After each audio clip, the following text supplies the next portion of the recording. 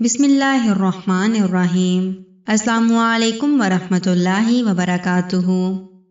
میرا نام احمد ہے، میں ریاض کا رہائشی ہوں۔ میرے والد ایک بڑی کاروباری شخصیت ہیں۔ میں منہ میں سونے کا چمچ لے کر پیدا ہوا تھا۔ گھر میں دولت کی اس قدر ریل پیل ہے کہ میں پیسہ اڑاتے تھک جاؤں، لیکن پیسہ ختم نہیں ہوگا۔ مجھے دنیا کی ہر آسائش میسر تھی، بیٹھے بٹھائے پیسہ مل جاتا تھا تو روزگار کا جھنجٹ نہیں تھا۔ بیوی بچے ہیں جن سے میں بہت محبت کرتا ہوں۔ ہر شے کی دستیابی کے باوجود زندگی میں ایک خلا تھا۔ کام دھندے کی مجھے فکر نہیں تھی۔ گھر پر کام کرنے کے لیے نوکر چاکر تھے۔ میری کوئی خاص مصروفیت نہیں تھی۔ میں بور ہوتا رہتا تھا۔ بوریت حد سے بڑھی، ذہن کو خالی پڑے عرصہ دراز ہونے لگا تو شیطان کو دے دیا۔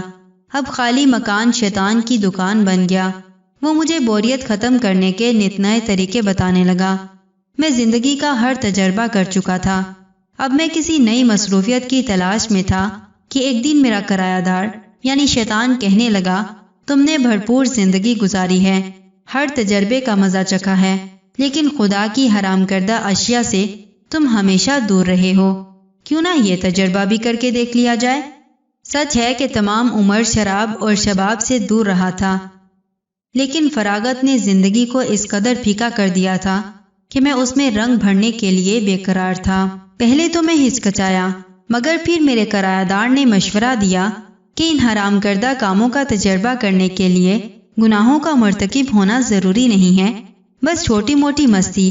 میں مان گیا، لیکن اس شہر اور اس ملک کی اکثریت ہمارے خاندان سے واقف ہے۔ میں کسی کی نگاہوں میں نہیں آنا چاہتا تھا، اس لیے بیرون ملک جا کر اپنے شوق پورے کرنے کا ارادہ کیا۔ تھا تو وہ بھی اسلامی ملک، لیکن یہاں میں نے اپنے ہم خیال دوست ڈھونڈ لیے۔ وہ بھی میری طرح مسلمان تھے، لیکن نئے تجربے کرنا چاہتے تھے۔ کہاں سے آغاز کیا جائے، میں سوچتا رہا۔ پھر ایک دوست نے مشورہ دیا کہ کلب چلتے ہیں۔ کلب کی کبھی شکل بھی نہیں دیکھی تھی، سو آئیڈیا اچھا لگا، اور میں نے چند دوستوں کے ساتھ مل کر اسلام کی وضع کردہ سرخ لکیر کو پار کر کے کلب کی پر رونق زندگی میں قدم رکھ دیا۔ یہ وہ سرخ لکیر تھی جس کے اس طرف شیطانی قوتوں کی حکمرانی تھی۔ میں رب کے حلال، طیب اور جائز سے نکل کر حرام، ناجائز اور کثیف سلطنت میں داخل ہو گیا تھا۔ میرا ارادہ بس چھوٹے موٹے ایڈونچر کرنے کا تھا، گناہ کبیرہ سے دور رہنا ہے مجھے، یہ میرا پختہ ارادہ تھا۔ میں تو بس بوریت ختم کرنے کے لیے کوئی سرگرمی ڈھونڈ رہا تھا۔ ہم کلب گئے۔ پہلے پہل ہچکچاہٹ ہوئی، احساس جرم تھا۔ خدا کے بندے، یہ کہاں آ گئے تم؟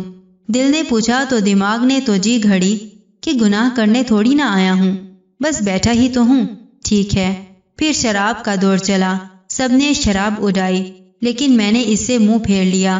میں مطمئن تھا کہ میں نے بس اس زندگی کو دیکھنا ہے، تھوڑی بہت مستی کرنی ہے اور واپس اپنی دنیا میں لوٹ جانا ہے۔ جوے کا دور چلا تو میں اس پر بھی لعنت بھیج دیتا۔ میں دوستوں کے ساتھ جاتا اور وہاں بیٹھ کر آنکھوں کو اس دنیا کے نظارے دل میں اتارنے کی اجازت دیتا۔ پھر وہ وقت بھی آیا کہ نہ کلب سے کراہت محسوس ہوئی، نہ شراب سے دل خراب ہوا، اور نہ جوا اجنبی لگا۔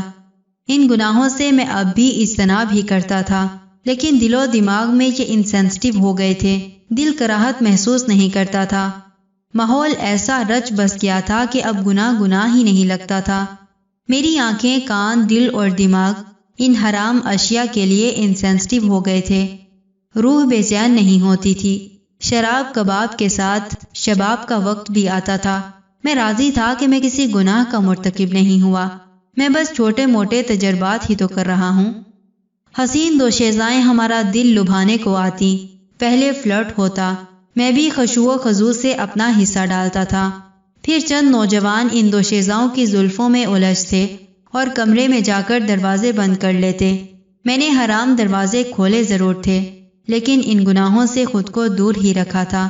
سو کافی دن یہ سلسلہ فلرٹ تک محدود رہا، مگر آخر کب تک؟ جس رستے پر آپ ایک بار قدم رکھتے ہیں، پھر اس کی منزل تک پہنچنے سے پہلے چاہ کر بھی واپس نہیں پلٹا جاتا۔ میں نے فلرٹ کی صورت میں زنا کی جانب جاتے رستے پر قدم رکھ دیا تھا۔ میں جانتا تھا کہ ایک دن منزل کی جستجو مجھے خدا سے بیگانہ کر دے گی، لیکن میرا دماغ اس سوچ کو رد کرتا رہا۔ ذہن تعویلات گھڑتا کہ میں دوسرے لڑکوں کی طرح کوئی عملی گناہ نہیں کر رہا، میں ان سے بہتر ہوں۔ اگر وہ زنا کر سکتے ہیں تو میں تو بس فلرٹ ہی کر رہا ہوں، چند باتوں سے کیا فرق پڑے گا، باتیں ہی تو ہیں۔ یوں آنکھوں نے زنا کیا، کانوں نے زنا کیا، زبان نے بھی اپنا حصہ ڈالا تھا، اور ایک دن ہارمونز کا نشہ قہر بن کر میرے دماغ پر چھایا اور میرے سوچنے سمجھنے کی صلاحیتیں معدوم ہو گئیں۔ میرا دوست، میرا رفیق، میرا ایمان مجھے تنہا چھوڑ گیا۔ ہوش آیا تو خود کو بند کمرے میں پایا، قہر چھٹ گیا تھا۔ ذہن جاگا تو میرا ایمان بھی واپس آ گیا۔ خود کو دیکھا، بند کمرے کو دیکھا، اور میرے حلق سے ایک کربناک چیخ نکلی۔ میں دیوانہ وار اس کمرے سے باہر بھاگا۔ سیڑھیاں اترتے ہوئے میں اپنے گالوں پر تھپڑ مار رہا تھا۔ ہوٹل کے دروازے پر میرا دوست کھڑا تھا۔ اس نے مجھے روک لیا اور پوچھا کیا ہوا۔ میں نے دہائی دی کہ میں نے زنا کیا ہے۔ میری روح اذیت کی چکی میں پس رہی تھی، میرا دل قطرہ قطرہ پگھل رہا تھا۔ میرا دوست مسکرایا تو اس کی وحشیانہ مسکراہٹ میرے سینے میں خنجر بن کر اتر گئی۔ پھر اس نے شراب کی ایک بوتل میرے سامنے کی اور کہنے لگا، یہ پی لو، سارا غم اور پریشانی ختم ہو جائے گی۔ میں پاگلوں کی طرح اسے دیکھتا رہا۔ سارا کھیل مجھے سمجھ آنے لگا تھا۔ وہ شکاری تھا اور وہ میرے ایمان کا شکار کر چکا تھا۔ وہ دھندا کرتا تھا، پیسے ہتھیانے کے لیے لوگوں کو صراط مستقیم کے اطراف موجود حرام کمروں کے پردے اٹھا اٹھا کر دکھاتا تھا۔ اسے پیسے چاہیے تھے تو مجھ سے میرا مال و دولت لے لیتا، لیکن اس کمبخت نے مجھ سے میرا ایمان چھین لیا۔ میں نے اس کی بوتل پرے دھکیلی۔ مجھ سے جنتی عورت چھین کر اب جنت کی شراب سے بھی محروم کرنا چاہتے ہو؟ میں رو دیا تھا اور پھر میں ہوٹل سے باہر آ گیا۔ میں اوپر کو جاتی صراط مستقیم سے نیچے گرا تھا۔ اس زور سے نیچے گرا تھا کہ میرے پور پور سے غم رس رہا تھا۔ میری آنکھیں پانی اور دل خون کے آنسو رو رہا تھا۔ میں نے زنا کیا ہے۔ نہ تم اپنا گھر چھوڑ کر یہاں آتے، نہ اس گناہ کے مرتکب ہوتے۔ اللہ نے تمہیں ہر نعمت سے نوازا تھا اور تم نے خوب شکر ادا کیا۔ وہ دماغ جو مجھے دلائل دے دے کر اس امر کے لیے مناتا تھا، اب وہ مجھ سے خائف تھا۔ وہ مجھ سے کراہت کھا رہا تھا۔ مجھے اپنے وجود سے گھن آنے لگی۔ میرا دل چاہا کہ کاش میرا کبھی کوئی وجود نہ ہوتا۔ میں دن رات سڑکوں پر آوارہ پھرتا رہا۔ مجھے لگا جیسے میں بے گھر ہوں، میرا کوئی ٹھکانہ نہیں ہے۔ میں اپنا گھر، اپنا ملک چھوڑ کر گناہوں کی لذت کے لیے ہی تو پردیس آیا تھا۔ میرے گناہ کا کوئی گواہ نہیں تھا سوائے اللہ کے۔ جن اعمال کا کوئی گواہ نہیں ہوتا، ان کا گواہ اللہ ہوتا ہے۔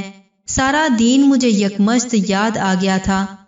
خدا کا بندے سے شکوہ یاد آیا کہ میرا بندہ گناہ کرتے ہوئے سب سے ڈرتا ہے، لیکن مجھ سے نہیں ڈرتا، جبکہ میں ہر وقت اس کے ساتھ موجود ہوں۔ یاد آیا کہ زانی مومن رہتے ہوئے زنا نہیں کر سکتا۔ ہائے میرا ایمان! یاد آیا کہ اللہ غیرت کھاتا ہے کہ مرد یا عورت زنا کریں۔ میں نے سب سے حیا کی، مگر مجھے اللہ سے حیا نہ آئی۔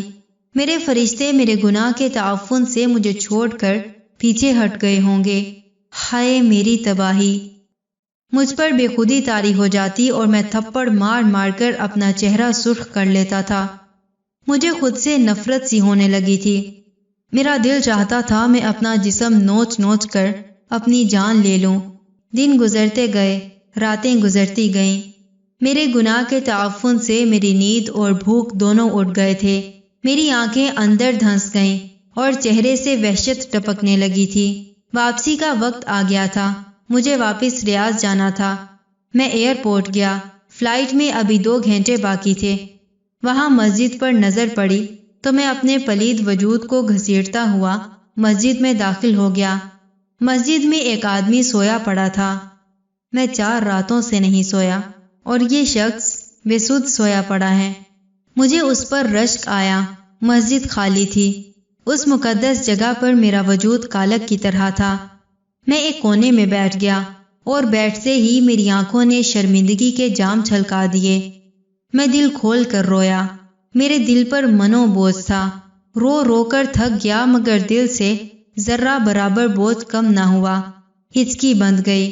ہچکیاں سسکیوں میں بدل گئیں اور میری آواز سن کر دوسری طرف لیٹا آدمی ہڑبڑا کر اٹھ بیٹھا۔ دکھنے میں وہ کوئی شیخ معلوم ہوتا تھا۔ اس نے مجھ سے میرے رونے کا سبب پوچھا تو میں نے اس سے کہا، تم کیسے سو گئے؟ مجھے نیند کیوں نہیں آتی؟ اور پھر میں نے الف تا یا اسے تمام قصہ کہہ ڈالا۔ پہلے تو وہ آدمی چپ رہا، پھر جیسے تسلی کے الفاظ ڈھونڈنے لگا، اس نے قرآن کی ایک آیت تلاوت کی۔ قل يا عبادي الذين أسرفوا على أنفسهم لا تقنطوا من رحمة الله إن الله يغفر الذنوب جميعا إنه هو الغفور الرحيم۔ تم فرماؤ اے میرے وہ بندو جنہوں نے اپنی جانوں پر زیادتی کی، اللہ کی رحمت سے نا امید نہ ہو، بے شک اللہ سب گناہ بخش دیتا ہے، بے شک وہی بخشنے والا مہربان ہے۔ یہ آیت امید دلاتی تھی، لیکن میرا جرم بہت بڑا تھا، بہت بڑا۔ میرے دل کو قرار نہ آیا۔ تبھی فلائٹ کا وقت ہو گیا اور ہم دونوں نمبروں کا تبادلہ کر کے روانہ ہو گئے۔ وقت گزرتا گیا اور میرا احساس ندامت بڑھتا گیا۔ مجھے خدا کی سزا سے خوف آتا تھا۔ قیامت کی رسوائی اور جہنم کے عذاب سے بہتر تھا میں دنیا کی ذلت اور سزا قبول کرتا، اور میں نے ایسا ہی کیا۔ میں نے فیصلہ کر لیا کہ میں خود کو پولیس کے حوالے کر دوں گا اور اعتراف گناہ کر لوں گا تاکہ مجھے سنسار کر دیا جائے، میں پتھر کھا کھا کر ہلکان ہو جاؤں۔ خود کو پولیس کے حوالے کرنے سے پہلے میں اسی شیخ سے ملنے گیا تھا۔ میں نے اسے اپنا فیصلہ سنایا تو وہ گھبرا گیا اور مجھے سمجھانے لگا، لیکن میں کسی طور ٹلنے والا نہیں تھا۔ بہت تکرار کے بعد اس نے مجھ سے کہا کہ میں ایک بار اس کے استاد سے مل کر اپنا معاملہ پیش کروں اور ان کے جواب کے مطابق فیصلہ کروں۔ ہم اس شیخ سے ملنے گئے تو اس نے مجھے خود کو پولیس کے حوالے کرنے سے منع کر دیا۔ مجھے جلال آ گیا۔ میں نے کہا، اے شیخ، یہ فیصلہ سناتے ہوئے اللہ سے ڈرو، کیونکہ قیامت کے دن میں اللہ سے کہوں گا کہ میں تو دنیا میں سزا لینا چاہتا تھا، لیکن اس شیخ نے مجھے روک دیا۔ شیخ کہنے لگا کہ میں نے تو اپنے علم کی بنیاد پر تمہیں رستہ دکھایا ہے۔ پھر میں اور پہلا شیخ واپس آ گئے۔ میرا احساس گناہ ختم ہی نہیں ہو رہا تھا۔ پھر میں نے حج کا ارادہ کیا اور اسی شیخ سے دوبارہ ملنے گیا اور اسے اپنے ارادے کے بارے میں اطلاع دی۔ وہ کہنے لگے، میں بھی حج کے لیے جا رہا ہوں تو ہمارے ساتھ چلو، لیکن میں نے انکار کر دیا کیونکہ میں اکیلا اس سفر پر جانا چاہتا تھا۔ حج کے دوران میری حالت مزید ابتر ہو گئی تھی۔ میں دوسرے حجاج کو دیکھتا تھا تو ان پر رشک آتا، وہ سب پاک تھے اور میں ان میں ناپاک۔ میرے گناہوں کی گٹھڑی نے میرے کندھے جھکا دیے تھے۔ کبھی مجھے خیال آتا کہ میرے گناہوں کی وجہ سے یہاں موجود کسی بھی حاجی کا حج قبول نہیں ہوگا، اور کبھی حسن ظن ہوتا تو کہتا، ہو سکتا ہے ان پاک صاف لوگوں کی وجہ سے میری بھی بخشش ہو جائے۔ اسی بے قراری کے ساتھ رمی کا وقت آیا۔ جمرات کو کنکریاں مارتے ہوئے مجھے شیخ نظر آیا اور اس کی نگاہ بھی مجھ پر پڑ گئی۔ وہ مجھے ہاتھ ہلا ہلا کر آواز دینے لگا اور میں نے اسے دیکھتے ہی سرپٹ دوڑ لگا دی۔ میں گندا پلید اور وہ پاک لوگ، میں ان کے ساتھ حج کروں گا، میری وجہ سے ان کا حج بھی قبول نہیں ہوگا، میں تنہا بہتر ہوں۔ حج کے بعد اس شیخ نے اس بابت استفسار کیا اور میں نے سچ کہہ دیا۔ آپ جیسے پاکی مجھ ناپاک کے ساتھ حج کرتے تو آپ کا حج بھی قبول نہ ہوتا۔ وقت میرا سوگ منانے کے لیے نہیں رکا۔ اس دوران میں 5 وقت کا نمازی بن گیا، خوب صدقہ اور خیرات کرتا رہا اور ہر دوسرے دن روزہ رکھتا۔ میرا زیادہ تر وقت مسجد میں گزرتا تھا۔ میں نے قرآن حفظ کر لیا تھا اور اپنے بیوی بچوں کو بھی وقت دیتا۔ غرض میرا ہر فیصلہ رب کے حکم کے تابع ہونے لگا۔ ایک دن مدینہ سے کوئی عالم آیا اور حلقہ کے دوران اس نے ربیعہ ابن خزیم کا ذکر کیا۔ ربیعہ ابن خزیم نہایت پارسا شخص تھے۔ کفار کوشش کرتے تھے کہ نوجوان مسلمانوں کا اثر و رسوخ ختم ہوتا تاکہ کافروں کے بچے ان کا اثر لے کر اپنے آباء و اجداد کا دین نہ چھوڑ دیں۔ ربیعہ کا بھی نوجوانوں میں اثر و رسوخ تھا، سو کفار نے ایک حسین عورت کی مدد لی اور اسے کہا کہ اگر ربیعہ ابن خزیم تمہیں 1 بوسہ دے تو اس کے بدلے ہم تمہیں 100 دینار دیں گے۔ عورت کہنے لگی، ایک بوسہ کا 100 دینار، اتنے پیسے میں تو وہ اس سے کہیں زیادہ رجھا سکتی ہے۔ منصوبے کے مطابق عورت نے ربیعہ ابن خثیم کو مغرب کی نماز کے بعد جا لیا۔ وہ مسجد سے واپس آ رہے تھے۔ جب عورت نے اپنی خوبصورتی کو عیاں کیا تو ربیعہ بن خثیم نے چہرہ پھیر لیا اور چلائے، اے عورت، اگر تم اس طرح قبر میں جاؤ تو کیسی لگو گی؟ اللہ نے تمہیں حسن دیا ہے تو قیامت کے دن اللہ سے کیا کہو گی کہ تم نے اس حسن کو حرام کاموں میں صرف کر دیا تھا۔ یہ سننا تھا کہ عورت رونے لگی اور وہ بھاگ گئی۔ اس نے اللہ سے توبہ کی اور جلد ہی وہ اپنی عبادت کی وجہ سے عابدۃ الکوفہ یعنی کوفہ کی عبادت گزار عورت کے نام سے پہچانی جانے لگی۔ یہ سننا تھا کہ میں اپنا سر پیٹتے ہوئے کھڑا ہوا اور باہر کو دوڑ لگا دی۔ ربیعہ ابن خثیم نے اس عورت کی زنا کی پیشکش کو مسترد کر دیا اور اسے واپس لوٹا دیا، اور میں زنا کے لیے خود چل کر عورت کے پاس گیا تھا۔ اب میں نے شیخ سے ملنا چھوڑ دیا۔ بعد میں پتہ چلا کہ شیخ میرے لیے بے حد پریشان تھا، اور اس نے کسی بڑے عالم سے میرا مسئلہ بیان کیا، اور اس عالم نے کہا، قرآن کی ایک آیت ہے، تم جاؤ اور اسے یہ آیت سنا دو۔ میں عصر کی نماز کے بعد مسجد کے ممبر سے ٹیک لگائے کھڑا تھا کہ شیخ مسجد میں داخل ہوا، اور اس نے دروازے سے ہی میرا نام پکارنا شروع کر دیا۔ اس کے چہرے سے مسرت پھوٹ رہی تھی۔ وہ میرے پاس آیا اور اپنی خوش الحان آواز میں سورۃ الفرقان کی آیات کی تلاوت شروع کی۔ والذین لا يدعون مع اللہ الہا آخر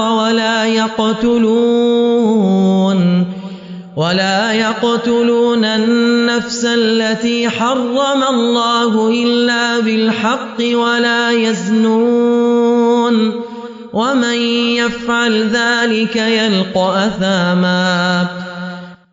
اور جو اللہ کے ساتھ کسی بھی دوسرے معبود کی عبادت نہیں کرتے اور جس جان کو اللہ نے حرمت بخشی ہے اسے ناحق قتل نہیں کرتے اور نہ وہ زنا کرتے ہیں، اور جو شخص بھی یہ کام کرے گا اسے اپنے گناہ کے وبال کا سامنا کرنا پڑے گا۔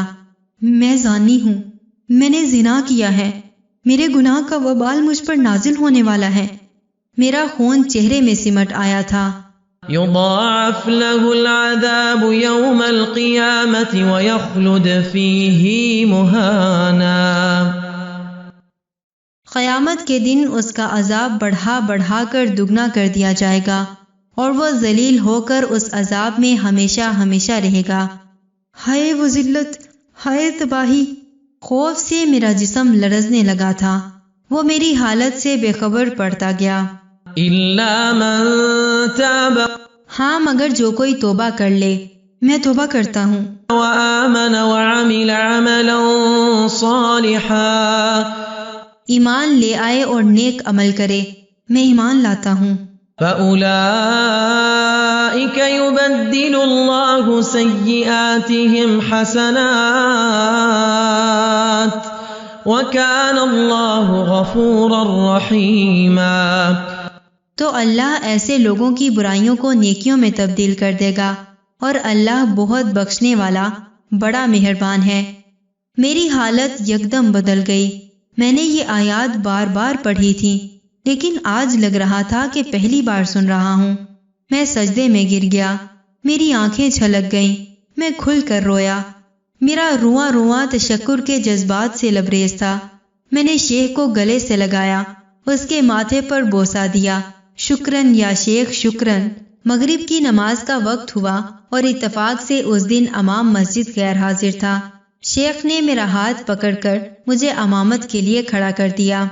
میں نے سورۃ فاتحہ پڑھی اور پھر قرآن کی سورۃ الفرقان کی وہی آیات تلاوت کرنا شروع کی، اور جب میں آخری حصے پر آیا الا من تابا تو میری آواز روند گئی اور میں آیت چھوڑ کر رکوع و سجود کرنے لگا۔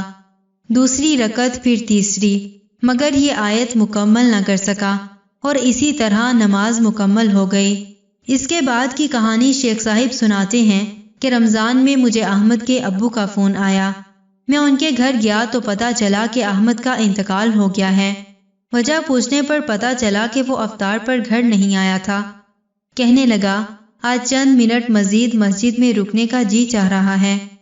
افطار کے بعد کافی دیر تک جب وہ واپس نہیں آیا تو اس کا بھائی اسے بلانے مسجد گیا اور روتا ہوا واپس آیا کہ احمد بات کا جواب نہیں دے رہا۔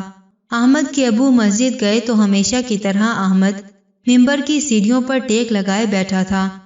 اس نے بمشکل کہا، شیخ کو میرا سلام دینا، اور یکدم اس کی آواز بدل گئی۔ آواز بلند ہوئی اور اس کے منہ سے موتیوں کی طرح شفاف الفاظ نکلے۔ والذین لا يدعون مع اللہ الہا آخر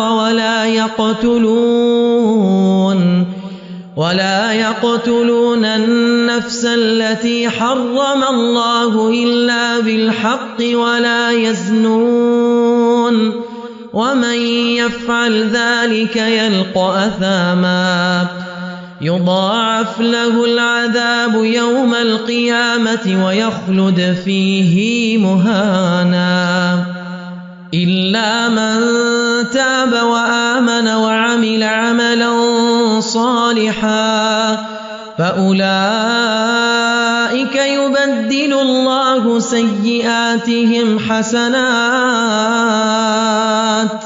وكان الله غفورا رحيما۔ آیت مکمل ہوتے ہی روح نے جسم کا ساتھ چھوڑ دیا اور وہ اپنے رب سے ملاقات کے لیے روانہ ہو گیا۔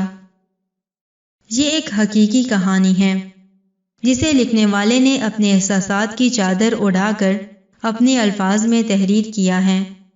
یہ عبرتناک واقعہ دوسروں کے ساتھ بھی شیئر کریں۔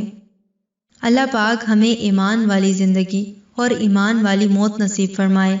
آمین ثم آمین۔ جزاکم اللہ خیر وأحسن الجزاء فی الدنیا والآخرہ۔ السلام علیکم ورحمۃ اللہ وبرکاتہ۔